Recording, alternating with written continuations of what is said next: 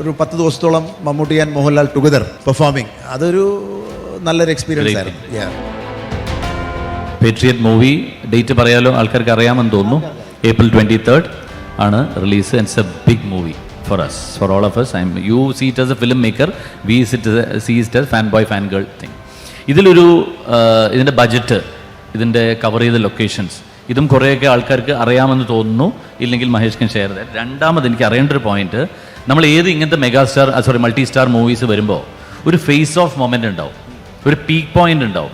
അപ്പോൾ നമ്മളത് ബാഹുബലിയിൽ കണ്ടിട്ടുണ്ട്, 2020 കണ്ടിട്ടുണ്ട്, അല്ലെങ്കിൽ പല മൂവിയിലും കണ്ടിട്ടുണ്ട്. ഇങ്ങനെ പൾവാൾ ദേവനും മറ്റേ ബാഹുബലിയും കൂടി നിൽക്കുന്ന മുഖങ്ങൾ, അങ്ങനത്തെ പീക്ക് മൊമെൻറ്റ്സ് ഞങ്ങളോട് ഷെയർ ചെയ്യാൻ പറ്റുമെങ്കിൽ ഒന്നെങ്കിലും പറഞ്ഞാൽ, രണ്ടെണ്ണമായാലും കുഴപ്പമില്ല, പറഞ്ഞോളൂ.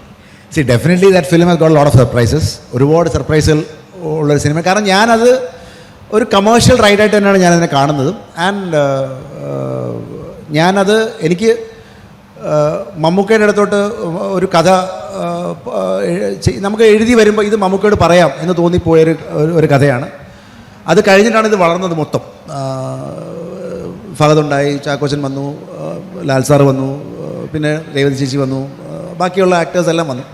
സോ ഞാനതിനകത്ത് ഈ പറഞ്ഞ പോലെ എന്താ പറയുന്നത്, എന്നാൽ കഴിയുന്ന രീതിയിൽ എനിക്കൊരു കമേഴ്ഷ്യൽ സിനിമ പ്രസൻറ്റ് ചെയ്യാവുന്ന രീതിയിൽ അതിനകത്തൊരു പുതിയ ലാംഗ്വേജ് ഞാൻ ട്രൈ ചെയ്തിട്ടുണ്ടെന്ന് ഞാൻ വിശ്വസിക്കുന്നു. പക്ഷേ അത് ഈ പറഞ്ഞ പോലെ ട്രൈഡ് ആൻഡ് ടെസ്റ്റഡ് ഫോർമുലയാണെന്ന് ചോദിച്ചു കഴിഞ്ഞാൽ അതും എനിക്ക് പറയാൻ പറ്റത്തില്ല. There is something which is unique in that film. Also it's political. So അതുകൊണ്ട് തന്നെ എനിക്ക് അതിനകത്ത് എന്താ പറയുന്നത്, ഫാൻസ് മൊമെൻറ്റുകൾ ഉണ്ടോയെന്ന് ചോദിച്ചാൽ ഉണ്ട്, തീർച്ചയായിട്ടും ഉണ്ട്. There are moments, some good moments which are ഞങ്ങൾ ചെറിഷ് ചെയ്യുന്ന മൊമെൻറ്റ്സ്. കാരണം പറയാൻ പറ്റില്ല, അത് സിനിമ കണ്ടിട്ടേ പറയാൻ പറ്റുള്ളൂ.